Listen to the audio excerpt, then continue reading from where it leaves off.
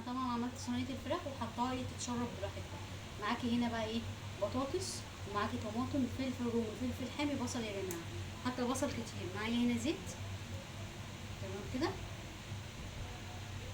حط زيت حلو كده حبايه عشان انت تعملي صينيه حلوه من ايه اللي هي المشاوي، تمام كده. نخلي دي على جنب. معايا بقى هنا ايه صلصه،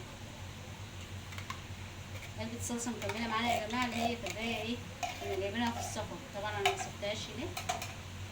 طبعا معاكي ايه صويا صوص ودبس رمان يا جماعة، لان هو طبعا من المشاوي.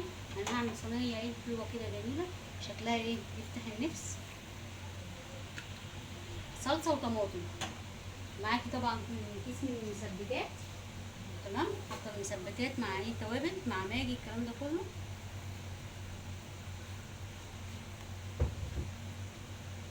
وعايزة بقى ايه اقلب كل ده يا جماعة عشان ياخد ايه من قلب بعض، تمام. طبعا لما الفراخ تتعمل يا جماعه، طبعا الصلصه دي هتفك يا جماعه، وهزود لها ايه كوبايتين ميه. بس انا عايزه اقلبها اديها من طعم الحاجه اللي انا ايه عاملاها بيه، عشان يبقى الحاجه طعمها كده كويس، تمام.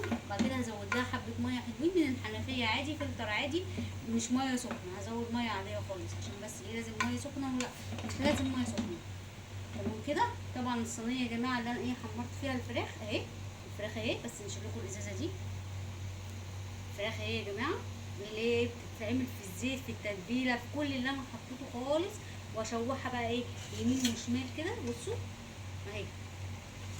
وبعد كده ايه بعد ما تخش خالص بقى تشرب كل ده وتتعمل من كل ده، تمام كده. هتروحي عامله ايه استني سيبك من اللي مش راضيه تتمسك معانا دي اهي.